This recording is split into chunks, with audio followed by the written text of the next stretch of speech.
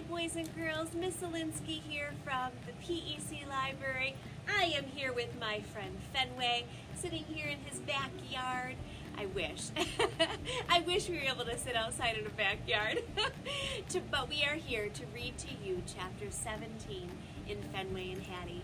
Hopefully you've been enjoying our book this year for One District, One Book. It has been such a great one. So, without further ado, Chapter 17. It's page 137 if you're following along. Without Hattie, nothing matters. Nothing will ever matter again. I slink down, gazing helplessly out the door.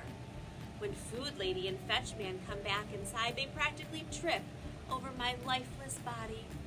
My muscles wouldn't move if I bribed them. Which is apparently what my humans are trying to do.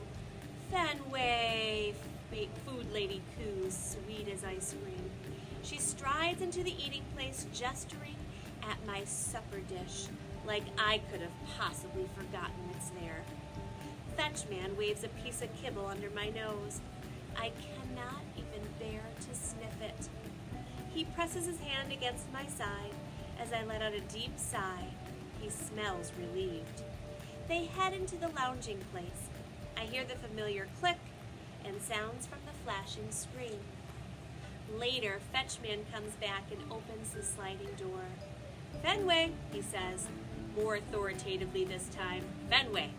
When I don't bother getting up, he carries me outside and waits until I water one of the bushes. Through the darkness, we both steal glances at the giant tree. There's no sign of her, just a nasty squirrel skittering along the side fence. Fetchman shrugs and brings me back inside. When he closes the door, I press my nose into the screen, as if I'll suddenly see her climbing down the tree and running back to me. I can't suppress a whimper. Fenway, Fetchman sighs with a sigh. Fenway, Fetchman says with a sigh. He pulls me away from the door and deposits me in the hallway. Out comes the gate. The lights go dark, and I am alone. I'm lying in the hallway for a very long time. Eventually my eyelids get heavy. I close them for just a second, and then I'm out in the dog park with the biggest hot dog I've ever seen. It's the size of a car, and it's glistening with hot doggy goodness, just waiting for me to race over and take a bite. Wowee, how did I get so lucky? I can't wait to sink my teeth into it. I go to chomp one end, but suddenly the whole hot dog disappears. Hey, where did it go? It's completely vanished. I'm searching for it everywhere. When over at the fence, I see a flicker of pure horror. Squirrels lined up on the fence. More squirrels than I've ever seen. They're enormous, gigantic. It's the scariest sight ever.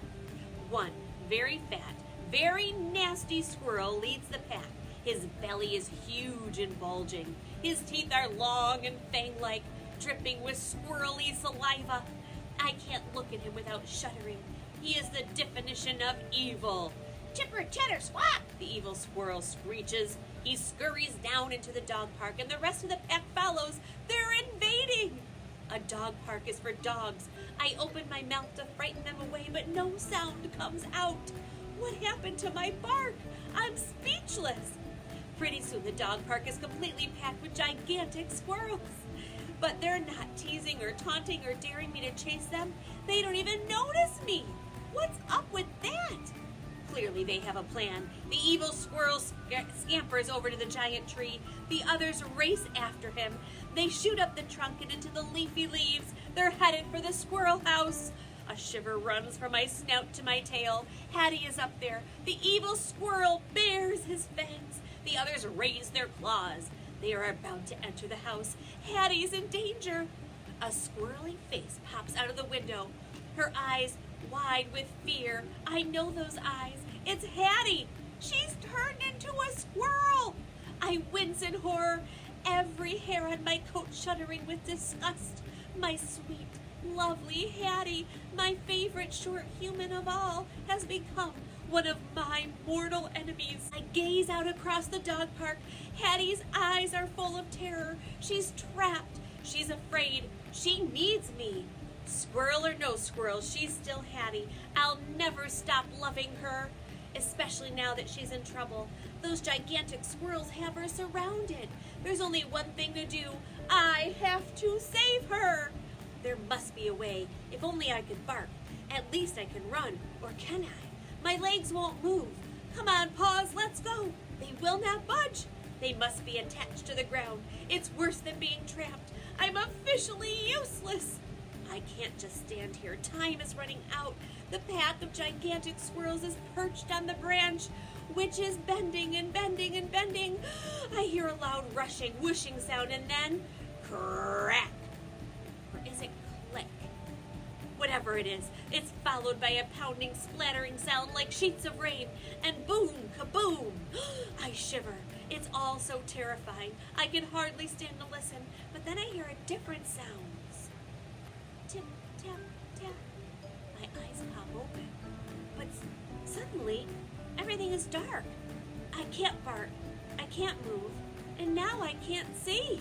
And hey, the grass feels exactly like cushy carpeting. It is cushy carpeting. I'm no longer out in the dog park. I'm back in the house, in the hallway outside the eating place. Is this real? Or is it a dream? In any case, there's no time for questions. The tip-tap-tapping is getting louder. It's inside the sliding door, and it's moving into the eating place. Good thing there's nothing wrong with my hearing. Rain pelts against the window. A light flashes outside.